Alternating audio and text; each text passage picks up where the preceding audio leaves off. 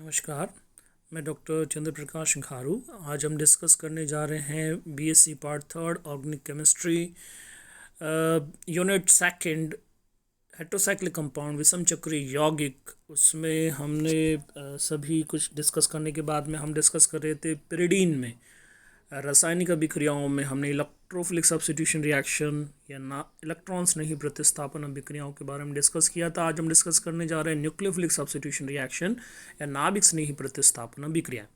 नाभिक स्नेही प्रतिस्थापन अभिक्रियाएं, हालांकि हम देखते हैं कि पिरिडीन जो है वो एक एरोमेटिक कंपाउंड है और aromatic compound electrophilic substitution reaction characteristic reaction उनकी होती है, लेकिन पिरिडीन के अंदर आप देखते हैं कि नाभिक स्नेही प्रतिस्थापन अभिक्रियाएं भी पिरिडीन द्वारा दर्शाई जाती है।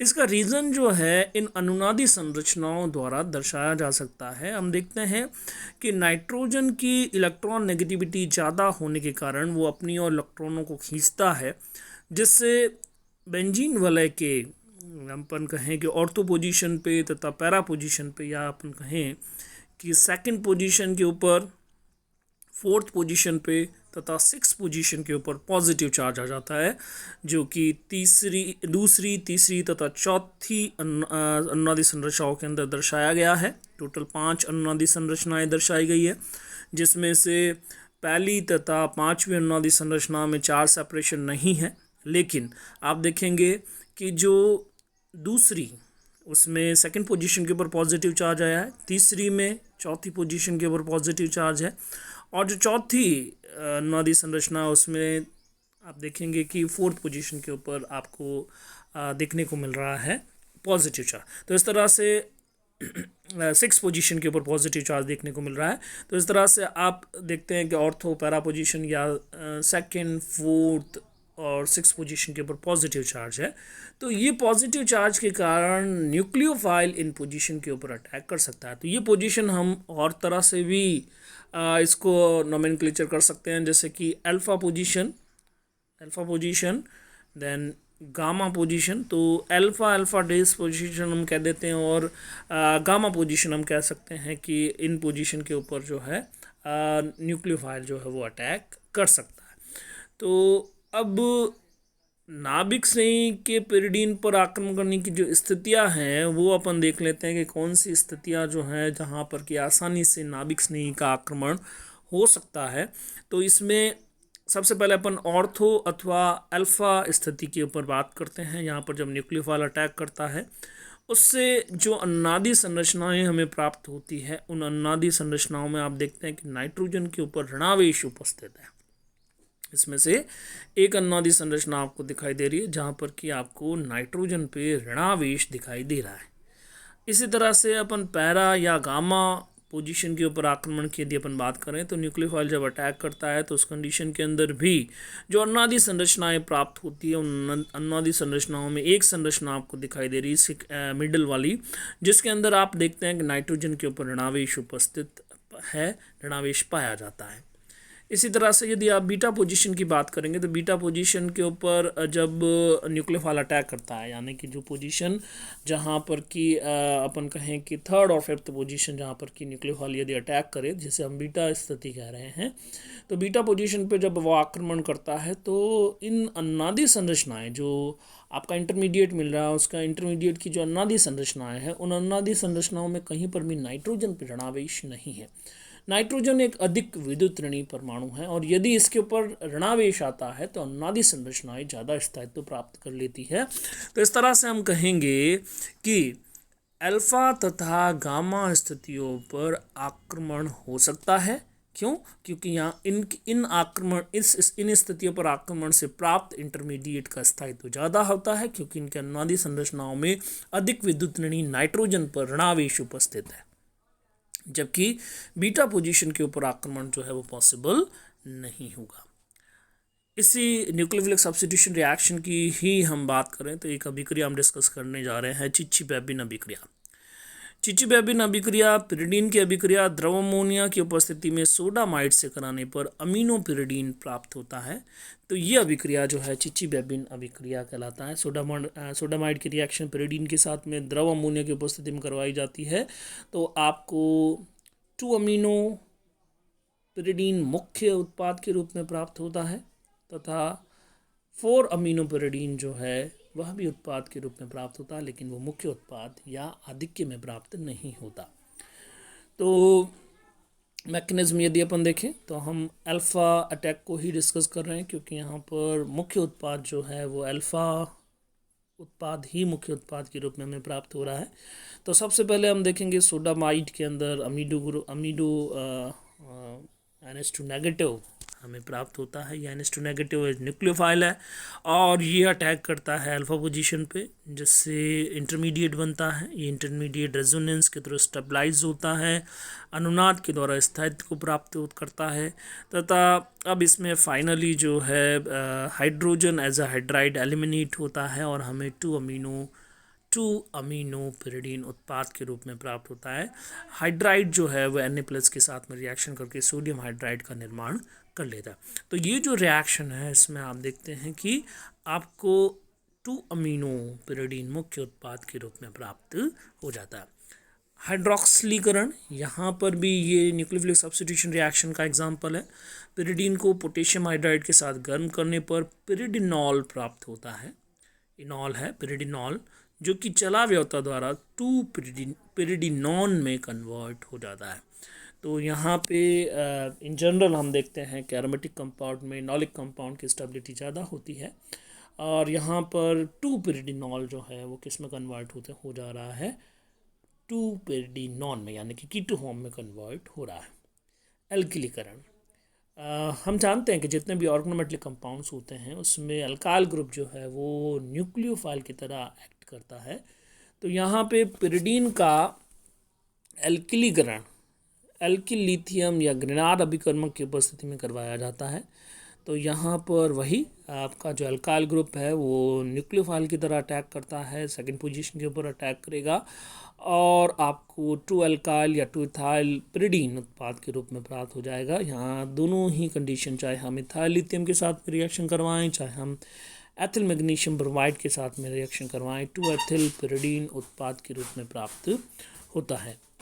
एल्किलीकरण, यहाँ पर भी एल्किलीकरण ही करवा रहे हैं, लेकिन एल्किलीकरण नहीं होकर एरिलीकरण हम यहाँ पर करवा रहे हैं, जहाँ पर कि एरोमेटिक ऑर्गेनोमेटिक कंपाउंड को यहाँ पर हम यूज़ में ले रहे हैं। पिरिडीन की अभिक्रिया फेनिल लिथियम अथवा फेनिल मैग्नीशियम ब्रोमाइड से कराने पर पिरिडीन वलय पर फिनाइल समूह का प्रतिस्थापन हो जाता है।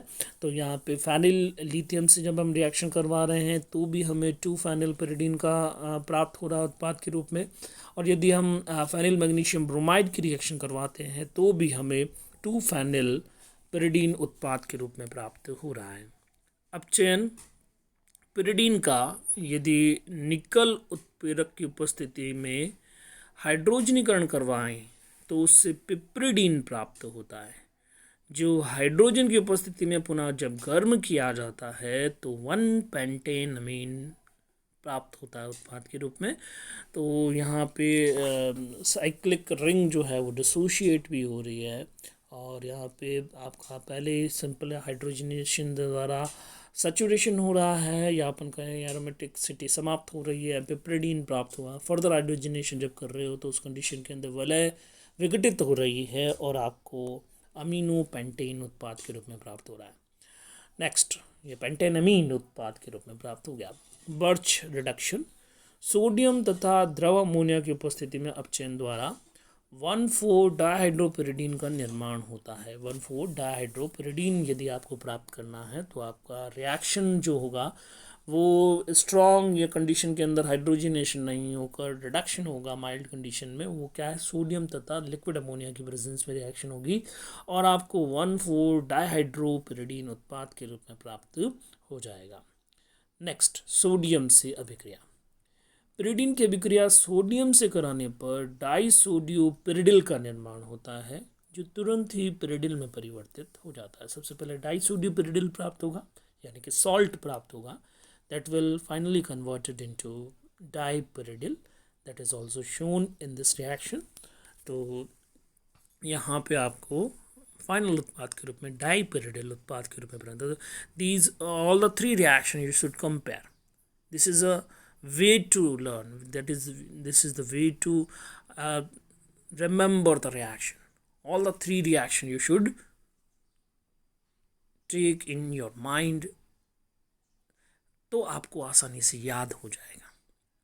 जैसे निकल के प्रेजेंस में हाइड्रोजनेशन करवा रहे हैं, उत्पाद क्या प्राप्त हो रहा है, क्योंकि रिएक्शंस में कोई कॉम्प्लिकेशन नहीं है, it is a simple reaction, और आपको सीधी सीधी रिएक्शंस जो देखने को मिल रही है, there is no more complications are there. तो आप तीन रिएक्शंस एक साथ याद कीजिए। आप तीनों रिएक्शन लिख लिया, आपने उत्पाद लिख लिया, पिरिडीन से स्टार्ट किया, तीन एरो बनाया, तीनों एरो बनाकर आपने तीन अलग अलग उत्पाद बना दिए, तो आपको वो रिएक्शन याद हो जाएगी। क्यों? क्योंकि ऐसी रिएक्शंस के अंदर सीधे सीधे जो है वो आपको एग्ज़ाम के अंदर रिएक्शन दी जाती है, और आपको फिल इन द ब्लैंक में भरना होता है यहाँ पे उत्पाद क्या बनेगा, है ना। तो यहाँ पे आसानी से, जैसे हाइड्रोजनेशन हो रहा है तो अमीनो पिरिडीन प्राप्त हो रही है, सॉरी अमीनो पेंटेन प्राप्त हो रहा है। अगर सोडियम और द्रव अमोनिया की प्रेजेंस में करा रहे हो तो 1,4 डाईहाइड्रोपिरिडीन प्राप्त हो रही है, और केवल सोडियम के साथ रिएक्शन करवाओगे तो डाईपिरिडिल का निर्माण हो जाएगा। तो ये तीनों रिएक्शन जो है वो एक साथ यदि हम देखें तो वो ज़्यादा आसान होगा हमारे लिए इस क्वेश्चन को अटेंड करना, और आसानी से गलती होने के चांसेस, क्योंकि मिक्स हो जाती है ऑर्गेनिक रिएक्शंस में। दिक्कत यहाँ आती है कि रिएक्शंस आपस में मिक्स हो जाती है, रिमेंबर नहीं रहता है। तो ये प्रॉब्लम दूर करने के लिए आपको लगता है कि there are some similar conditions are there, है ना, तो उस कंडीशन के अंदर आप अभिक्रियाओं को जो है वो एक साथ लर्न करने की कोशिश कीजिए, याद करने की कोशिश कीजिए, इन रिएक्शन के साथ में फ्रेंडशिप करने की कोशिश कीजिए, आसान हो जाएगी। नेक्स्ट हम बात करते हैं ऑक्सीडेशन। ऑक्सीडेशन या ऑक्सीकरण की यदि हम बात करें तो यदि पिरिडीन का ऑक्सीकरण क्रोमिक अम्ल की उपस्थिति में अथवा सांद्र चूर्णित्र की उपस्थिति में नहीं होता, परऑक्साइड की उपस्थिति में पिरिडीन एन ऑक्साइड का निर्माण होता है। तो यहाँ पे भी रिएक्शंस में सीधे ही आपको ऑक्सीजन, अगर हाइड्रोजन परऑक्साइड की प्रेजेंस में रिएक्शन करवा रहे हैं, या पर बेंजोइक एसिड की प्रेजेंस में रिएक्शन करा रहे हैं, पर एसिटिक एसिड की प्रेजेंस में रिएक्शन करवा रहे हैं, तो उस कंडीशन के अंदर आपको एन ऑक्साइड जो है वो उत्पाद के रूप में, यहाँ पे परऑक्साइड तो ठीक लिखा हुआ है, पर बेंजोइक एसिड भी ठीक लिखा हुआ है, पर एसिटिक एसिड जो है दैट इज़ नॉट करेक्ट। यहाँ पे 3 ऑक्सीजन जो है वो प्रेजेंट होगी। इसी तरह से मैकेनिज्म यदि अपन देखें तो यहाँ पे एसिटिक एसिड उत्पाद के रूप में प्राप्त हो जाएगा, और एसिटिक एसिड मिलेगा, और यहाँ पे पहले तो हाँ जो है नाइट्रोजन के ऊपर पॉजिटिव चार्ज OH ग्रुप उसके साथ अटैच हो जाएगा, फाइनली जो है पिरिडीन एन ऑक्साइड जो है वो उत्पाद के रूप में प्राप्त हो जाता है। Next reaction, input and reaction, exam के पॉइंट ऑफ व्यू से भी, योगात्मक विलोपन नाभिक स्नेही प्रतिस्थापन। योगात्मक विलोपन नाभिक स्नेही प्रतिस्थापन, यहाँ पे नाम से ही पता चलता है पहले योग हो रहा है, उसके बाद में कुछ एलिमिनेट हो रहा है, तो इस कारण से इस अभिक्रिया को योगात्मक विलोपन नाभिक स्नेही प्रतिस्थापन अभिक्रिया कहा जाता है। तो 2 क्लोरोपिरिडीन अथवा 4 क्लोरोपिरिडीन की अभिक्रिया मेथनॉल से कराने पर 2 मिथॉक्सी अथवा 4 मिथॉक्सीपिरिडीन का निर्माण होता है। तो यहाँ पे 2 मिथॉक्सी या 4 मिथॉक्सी पिरिडीन यदि आपको प्राप्त करना, यदि 2 क्लोरोपिरिडीन लिया है तो 2 मिथॉक्सी उत्पाद के रूप में आपको प्राप्त हो रहा है। तो यहाँ पे यदि अपन मैकेनिज्म देखें तो अभिक्रिया का जो फर्स्ट स्टेप है इसमें मिथॉक्साइड का योग होता है, तथा जो सेकंड स्टेप है उसके अंदर क्लोराइड एलिमिनेट हो रहा है। इसका आंसर अभिक्रिया क्या है? योगात्मक, किसका योग? मिथॉक्साइड का योग। विलोपन, किसका विलोपन? क्लोराइड का। First addition, then second step elimination. तो यहाँ पे मिथॉक्साइड सबसे पहले एज ए न्यूक्लियोफाइल उसी पोजीशन पर अटैक कर रहा है जहाँ पर Cl अटैच है, यानी कि सेकंड पोजीशन पे ये अटैक कर रहा है, और आपको जो है सबसे पहले इंटरमीडिएट मिला, इंटरमीडिएट का रेजोनेंस स्टेबलाइजेशन हुआ, और रेजोनेंस स्टेबलाइजेशन के बाद में फाइनली जो फाइनल स्टेप है that is the second step, उस सेकंड स्टेप के अंदर आपका Cl जो है दैट इज़ एलिमिनेटेड, वो बाहर निकल रहा है, उसका विलोपन हो जा रहा है। इसी तरह यदि 4 क्लोरोपिरिडीन आपने लिया है तो methoxide will attack at 4th position, and that will as a nucleophile. और वो नाभिक स्नेही की बाती चौथी पोजीशन पर अटैक करता है। सबसे पहले आपको यहाँ पर भी इंटरमीडिएट बनेगा, यहाँ पे सीधा मैंने लिख दिया है, आप चाहे तो यहाँ पे resonance hybrid resonance stabilised structure भी यहाँ पे लिख सकते हैं। और फाइनल स्टेप के अंदर Cl will eliminate as a chloride. तो आपको अगेन एडिशन एलिमिनेशन रिएक्शन। दूसरा है विलोपन योगात्मक अभिक्रिया। 3-ब्रोमोपिरिडीन की अभिक्रिया पोटेशियम एमाइड की उपस्थिति में द्रव अमोनिया से कराने पर 3-अमीनोपिरिडीन तथा पर एमीन पिरिडीन का निर्माण होता है। इस अभिक्रिया में प्रबल क्षार प्रोटॉन का निष्कासन करता है सबसे पहले, यानी कि सबसे पहले क्या हो रहा है, विलोपन योगात्मक विलोपन होगा। फर्स्ट एलिमिनेशन किसका होगा, एक स्ट्रॉन्ग बेस हाइड्रोजन को एब्स्ट्रैक्ट करेगा, वो उसको खींचेगा, निष्कासन करेगा उसका। उसके बाद में निष्कासन होगा तो क्या होगा, एनायन प्राप्त होगा। अब एनायन में ब्रोमाइड के निष्कासन द्वारा प्राप्त बेंजाइन मध्यवर्ती पर एमिडो समूह के आक्रमण द्वारा 3-अमीनोपिरिडीन तथा 4-अमीनोपिरिडीन का निर्माण होता है।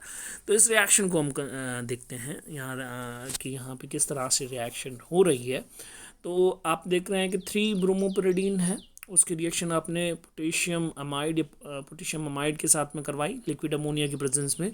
तो आपको 3 अमीनो के साथ ही साथ में 4 अमीनो भी उत्पाद के रूप में प्राप्त हुआ, और वो इक्वल अमाउंट के अंदर प्राप्त हुआ। तो यहाँ पे हमने पहले भी जब फर्स्ट ईयर के अंदर भी हमने रिएक्शन को कंसिडर किया था, तब भी हमने कहा था कि इन कंडीशंस के अंदर आपका बेंजाइन जो है दैट इज़ इंटरमीडिएट। जब हम इंटरमीडिएट के बारे में डिस्कस कर रहे थे, बेंजाइन इंटरमीडिएट के बारे में पढ़ा था, तब भी ये रिएक्शन हमने डिस्कस की थी, दैट इज़ विलोपन योगात्मक अभिक्रिया। और इस रिएक्शन के अंदर सबसे पहले क्या होता है, amide is a strong base. वो क्या करता है कि अल्फा हाइड्रोजन को एब्स्ट्रैक्ट करता है, और अल्फा हाइड्रोजन को एब्स्ट्रैक्ट करता है एज ए बेस, वो उसको बाहर निकालता है। और फिर ब्रोमाइड एलिमिनेट होगा, और ब्रोमाइड के एलिमिनेशन के साथ में बेंजाइन मिलेगा। अब बेंजाइन के अंदर जो ट्रिपली बॉन्डेड कार्बन है वो इक्वली वहाँ पर अटैक कर सकता है न्यूक्लियोफाइल। तो न्यूक्लियोफाइल अब इन दोनों ही कार्बन के ऊपर अटैक कर सकता है। इसी कारण से आपको जो दोनों उत्पाद मिल रहे हैं वो क्या है, इक्वल अमाउंट के अंदर आपको मिल रहे हैं। तो विलोपन योगात्मक अभिक्रिया के द्वारा भी आप जो है देखते हैं कि उत्पाद प्राप्त होता है। और नेक्स्ट हम देख रहे हैं पार्श्व श्रृंखला अभिक्रिया। पिरिडीन में पार्श्व श्रृंखला द्वितीय अथवा चतुर्थ स्थिति में उपस्थित होने पर क्षार की उपस्थिति में बनार एनायन अनुनाद द्वारा स्थायित्व प्राप्त कर लेता है। जैसे कि यहाँ पे आपने क्षार की उपस्थिति में रिएक्शन कराई, जो उत्पाद बना वो क्या हुआ, एनायन प्राप्त हुआ। वो एनायन जो है रेजोनेंस के थ्रू अब क्या हो गया, स्टेबलाइज। अतः द्वितीय अथवा चतुर्थ स्थिति पर पार्श्व श्रृंखला युक्त पिरिडीन की क्रियाशीलता तृतीय अथवा पंचम स्थिति पर पार्श्व श्रृंखला युक्त पिरिडीन से अधिक होती है। तो एनायन जो है that is stabilise through resonance. अब हम बात कर रहे हैं एल्डिहाइड से क्रिया। एल्डिहाइड और कीटोन के साथ पार्श्व श्रृंखला युक्त पिरिडीन संघनन अभिक्रिया दर्शाती है। क्षार की उपस्थिति में अल्फा पिकोनिल बेंजाल्डिहाइड के साथ निम्न संघनन अभिक्रिया दर्शाती है। जैसे यहाँ पे पिरिडीन की अभिक्रिया जो है बेंजाल्डिहाइड के साथ में हो रही है, बेस की प्रेजेंस में सोडियम मेथॉक्साइड को हम एज ए बेस हमने यूज़ में लिया है। तो यहाँ पे जो है संघनन अभिक्रिया हुई, और संघनन अभिक्रिया के साथ में यहाँ पे वाटर का एक मॉलिक्यूल एलिमिनेट हुआ और आपको उत्पाद प्राप्त हो गया।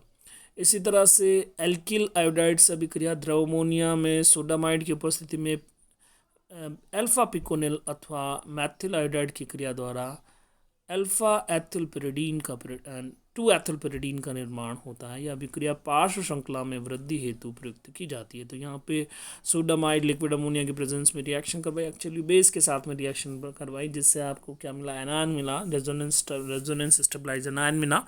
अब ये एनायन जो है न्यूक्लियोफाइल की तरह अटैक करता है एल्किल आयोडाइड के ऊपर, जैसे मैथिल आयोडाइड के ऊपर अटैक कर रहा है। तो पार्श्व श्रृंखला के अंदर वृद्धि यदि आपको करनी है तो this is very important reaction. तो इस तरह से पिरिडीन जो है वो कंप्लीट हो जाती है। नेक्स्ट क्लास में हम इंडोल को डिस्कस करेंगे। Thank you very much.